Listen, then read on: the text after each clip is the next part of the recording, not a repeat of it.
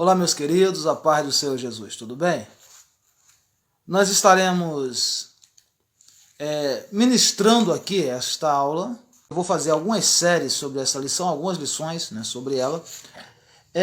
A verdadeira prosperidade, a vida cristã abundante. Verdadeira prosperidade, a verdadeira prosperidade. Quando você for alcançado por esse vídeo, por essa publicação, você compartilha com o máximo de pessoas que você puder, tá bom? Convide mais pessoas para estar participando da nossa escola bíblica. Eu acredito que o dever de quem aprende é ensinar, né? É interessante a gente falar sobre prosperidade, porque com as falsas ideias a respeito de prosperidade, né? As doutrinas erradas, os ensinamentos errados, né? Alguma extravagância a esse respeito, com esse tema, né? Faz com que pregadores, pastores, professores realmente sinceros, eles não queiram falar sobre prosperidade, porque é um tema que leva as pessoas a pensar que é heresia, né? Então, a chamada teologia da prosperidade, da confissão positiva, né? Às vezes de uma forma errônea. Mas prosperidade é uma doutrina bíblica. Tá? Está na Bíblia. Prosperidade é bíblico, é doutrina bíblica. Tá? Desde o início, quando Deus criou o ser humano, ele disse, olha, multiplicai, enchei a terra. A conta de Deus nunca é de subtrair, diminuir, não, é sempre de somar. E é múltiplos, né? Não é apenas um mais, não, é múltiplos, tá? Coisas Deus abençoa, prospera e cresce. Isso nós estamos falando da prosperidade bíblica, tá? Da Bíblia. Porque Deus não é um Deus de barganhas, fala assim, vou trocar com Deus. Uma das bases do pilar da doutrina da prosperidade é o dízimo. Né?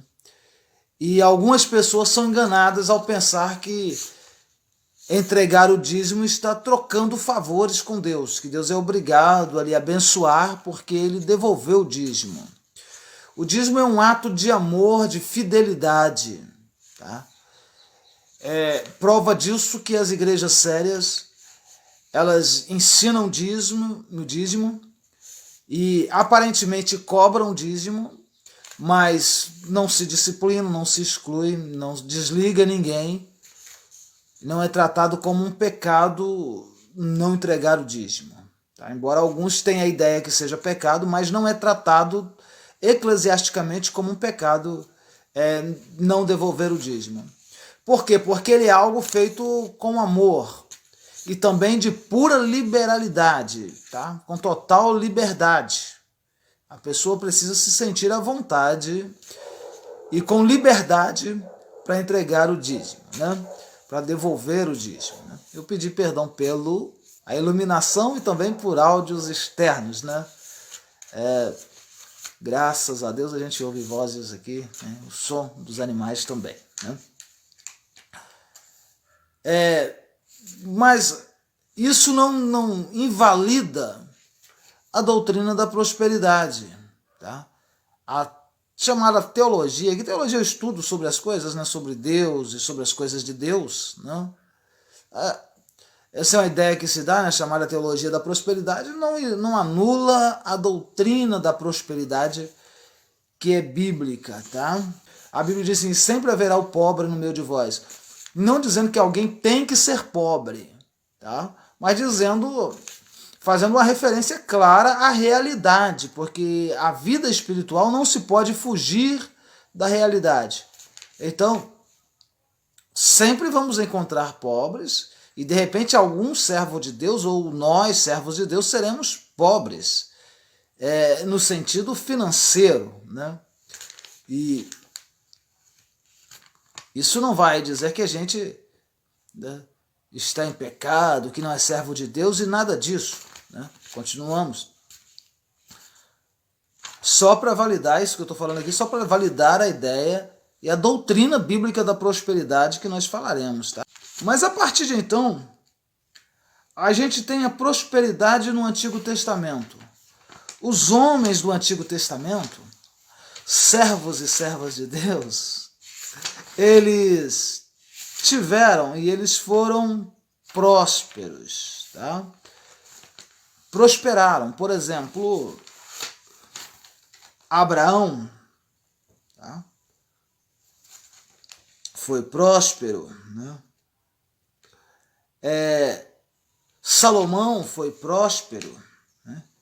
O próprio Davi, né, que escreveu muitos salmos a respeito da pobreza e riqueza, ele também foi próspero. E assim muitos homens de Deus foram prósperos. Por quê? Porque essa prosperidade veio sobre eles e vem sobre nós também, tá? Como retribuição. Deus não faz isso porque deve nada para alguém. Preste atenção. Quando alguém dá oferta, é como se ele semeasse. Isso aí, a lei da semeadura está inserido na Bíblia de Gênesis a Apocalipse. E eu vou falar sobre isso ainda também, né? A gente sempre fala, né?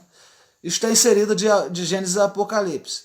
Quando você dá oferta, Deus não se vê na obrigação. Ele não é obrigado a nada.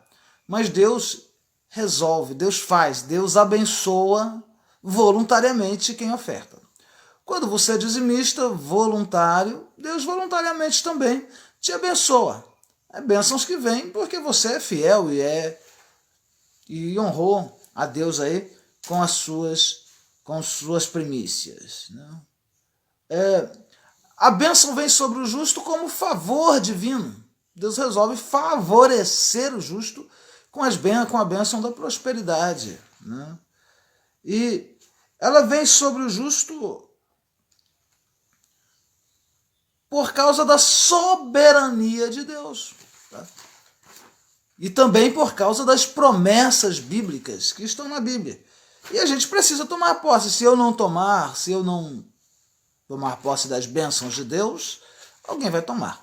Conta-se muito um exemplo de alguém que estava navegando no mar e de repente muita sede e ele queria tomar água, mas ele acreditava que estava no mar salgado e estava cheio de água à sua volta e de água doce e ele passando sede.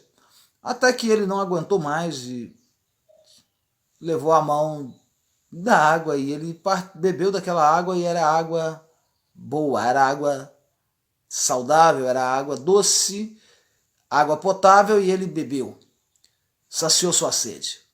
Assim a salvação, a gente vive e de repente tem muitas bênçãos, prosperidade ao nosso lado e nós pensamos que tudo que tem é ruim e nós não tomamos posse porque pensamos que as riquezas são malignas e na verdade elas não são, porque Satanás não tem nada, né? As bênçãos da prosperidade vêm sobre nós, assim como vêm sobre o povo de Israel, né? Como fruto da obediência a Deus. Deus prospera por causa da nossa obediência a Deus. Deus nos faz prosperar por causa da nossa obediência a Deus. Tá bom? Deus escolhe pessoas justas para abençoar também, para ajudar outras pessoas. A bênção de Deus, tem uma questão na bênção de Deus, que ela nunca vem sobre a gente para a gente ser abençoado sozinho, né? Ela nunca vem sobre nós para nós sermos abençoados sozinhos. Ela vem sobre nós para nós abençoarmos outras pessoas também. Então sempre alguém vai ser abençoado quando um justo é abençoado. Bom, sempre alguém vai gozar e vai participar da prosperidade de um justo. Sempre, sempre, sempre. Bom,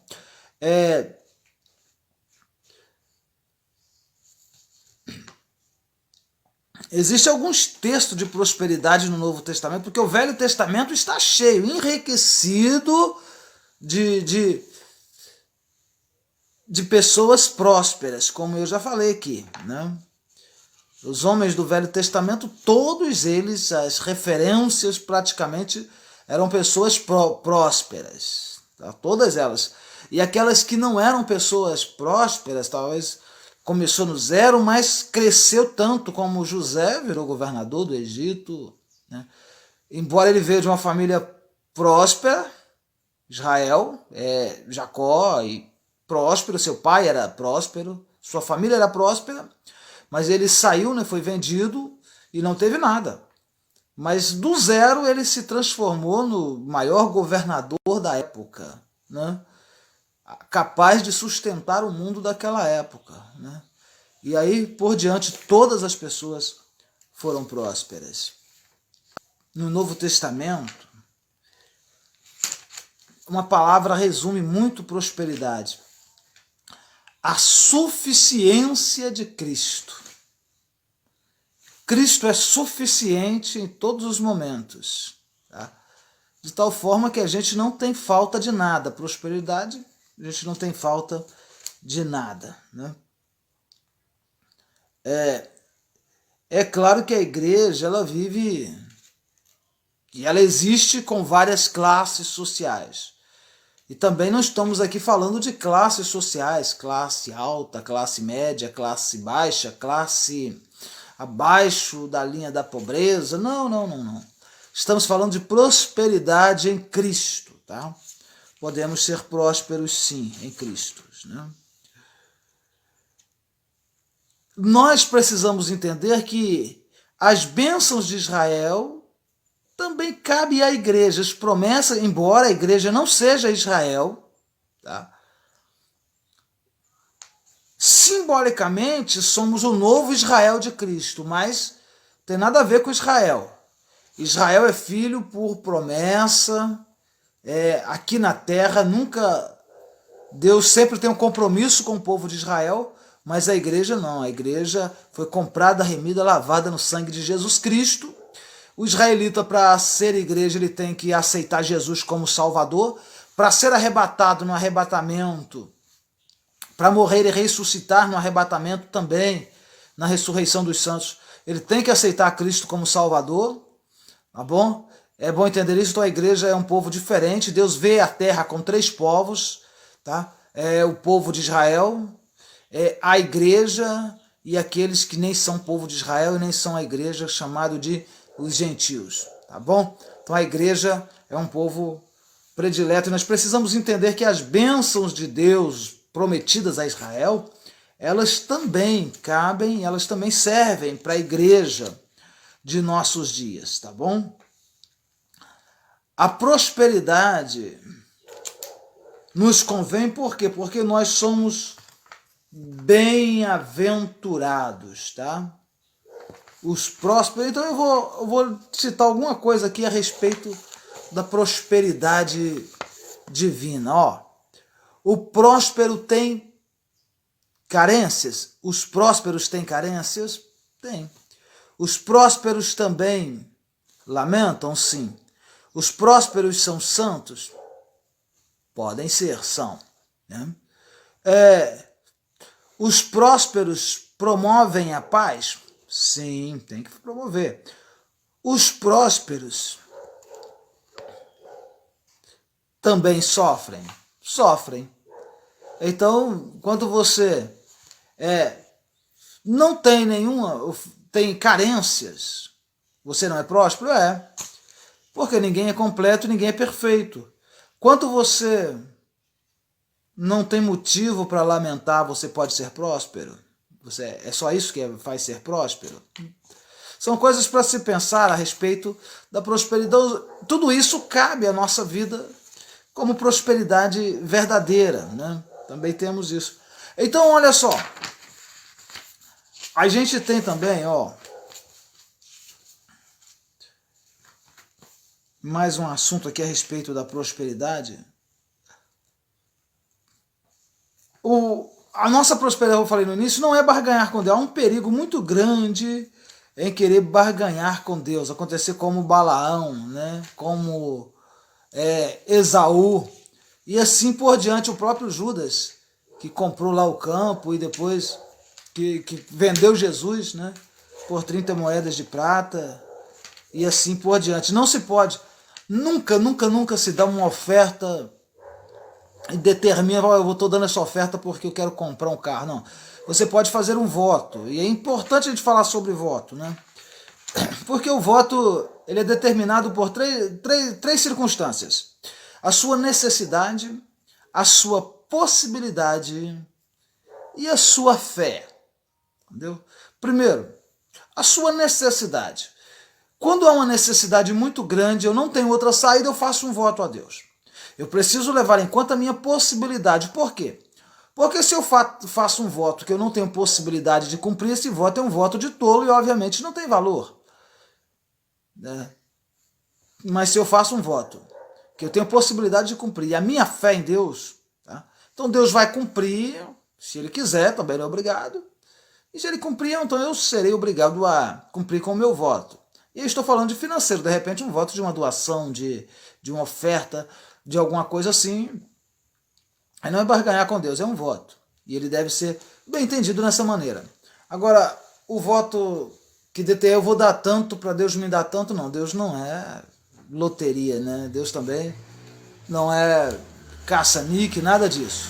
É importante, muito importantíssimo a gente compreender isso. Eu estou tentando colocar aqui uma linguagem muito simples, né, para as pessoas conseguirem entender. Mas vamos lá, como alcançar a verdadeira prosperidade? Como alcançar a verdadeira prosperidade? Tendo confiança na suficiência de Cristo.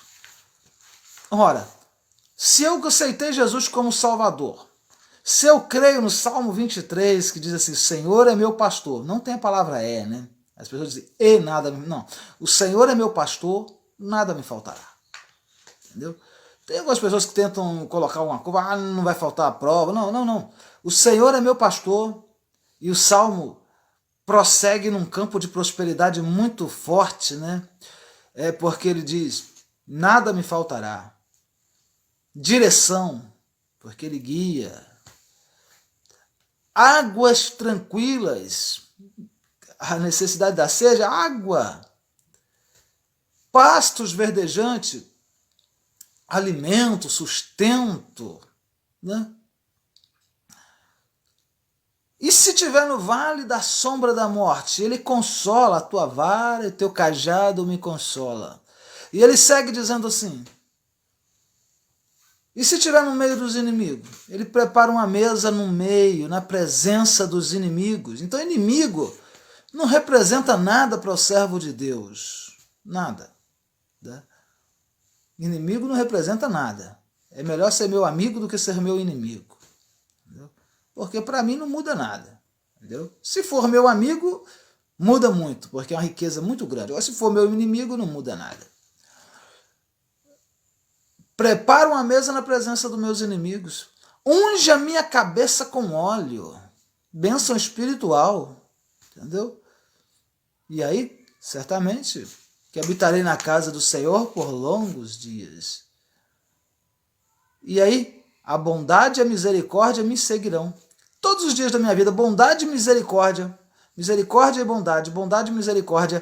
Eu gosto dessa frase porque bondade é aquilo que Deus dá além dos nossos méritos. Misericórdia é aquilo que Deus não dá quando nós merecemos. Castigo, muitas coisas ruins, talvez nós merecemos coisas ruins, mas Deus não dá por causa da misericórdia. E bondade, Ele nos dá muita coisa por causa da bondade, coisas que nós não merecemos, mas Ele dá. Entendeu? Então, que Deus nos abençoe rica e abundantemente, né? Nós encerramos por aqui esta aula. Se você quiser ajudar, entendeu? Vou deixar abaixo aí as formas de você estar nos ajudando nesse projeto de ensino, de ensinamento. Nós temos um plano também de curso teológico grátis, né, para as pessoas. Para quem conhecimento é um direito de todos e é um projeto, né, que Deus colocou no meu coração e eu estarei trabalhando isso aí e Deus vai estar abençoando poderosamente. Mas vou deixar em um comentário as formas de você ajudar, tá? Contratando internet banda larga, tá? Da Vivatex, contratando internet para o seu celular, tá? Vai estar aí. contratando também assinatura de TV, adquirindo livros e bíblias também, tá bom?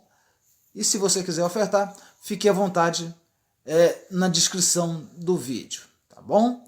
Deus te abençoe poderosamente. Fique na paz do Senhor Jesus e vamos orar. Neste momento nós vamos orar. Senhor, meu Deus e meu Pai, eu quero abençoar, Deus, cada pessoa que for alcançada por esse vídeo, meu Pai.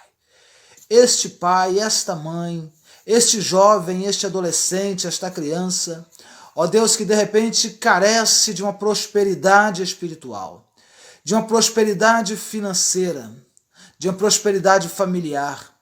Abençoa a vida dele, abençoa os negócios, abençoa o trabalho, abençoa, meu Pai, todas as áreas da vida desta pessoa e orienta ela, meu Pai, no que ela deve fazer e nos passos a tomar.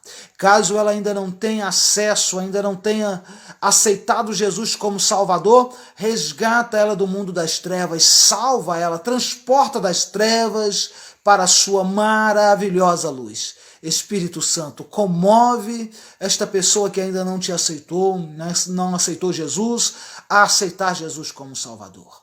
Em nome do Senhor, Deus te abençoe, rica e abundantemente.